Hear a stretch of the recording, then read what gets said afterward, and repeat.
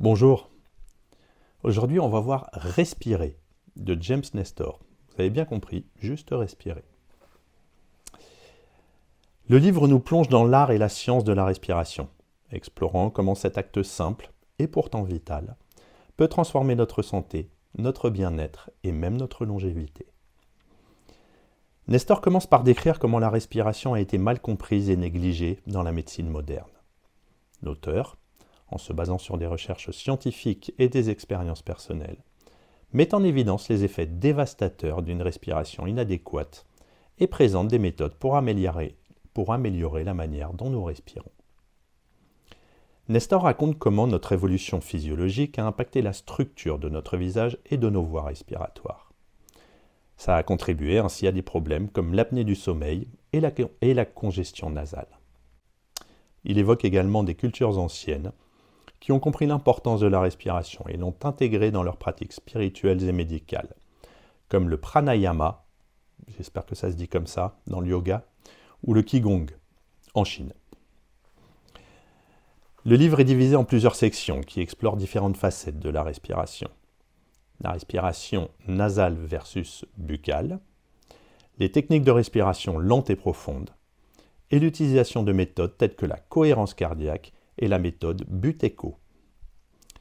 Nestor illustre ces points en partageant des histoires de personnes qui ont amélioré leur santé grâce à ces techniques, allant de sportifs de haut niveau à des personnes souffrant de maladies chroniques. James Nestor réussit à captiver le public avec un sujet qui paraît complètement anodin mais qui en fait s'avère d'une importance capitale. En mélangeant des anecdotes personnelles, des faits historiques et des études scientifiques, l'auteur démontre de manière convaincante que la respiration, bien qu'automatique, est une fonction que nous devons apprendre à améliorer. L'ouvrage se distingue par son approche multidisciplinaire, combinant anthropologie, biologie, médecine et spiritualité. L'aspect historique est particulièrement fascinant.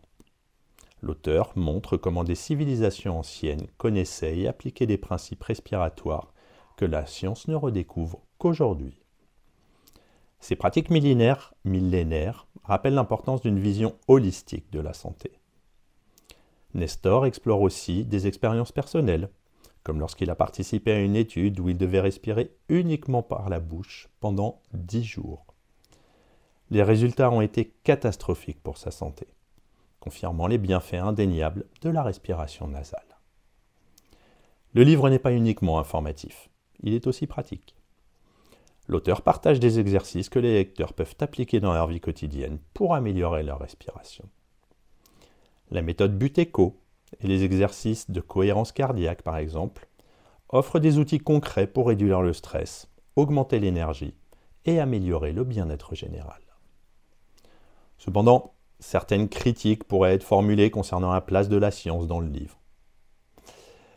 Bien que de nombreuses études soient mentionnées, certains arguments pourraient bénéficier de plus de preuves empiriques solides. Mais bon, pour un bouquin qui se lit presque comme un roman, je trouve que c'est déjà pas mal. Par ailleurs, le ton peut parfois sembler alarmiste, notamment lorsqu'il aborde les effets négatifs de la respiration buccale, qui, je vous le rappelle, a été testé par lui pendant 10 jours. Les personnages du livre ne sont pas des figures fictives, mais des individus réels représentés dans les anecdotes et les exemples. James Nestor lui-même joue un rôle central, non seulement comme auteur, mais, comme vous l'avez compris, comme expérimentateur. Sa curiosité et sa volonté de tester lui-même les théories renforcent la crédibilité de son processus.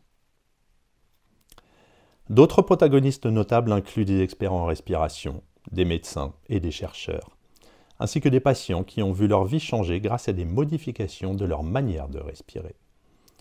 Ces personnages apportent de la profondeur au livre et montrent que la science de la respiration concerne tout le monde, quel que soit l'âge ou le niveau de forme physique. Pour conclure, Respirer de James Nestor, c'est un ouvrage révélateur qui révèle l'importance d'un geste aussi basique que la respiration. Le livre invite à réévaluer comment nous respirons et propose des pistes concrètes pour améliorer notre santé.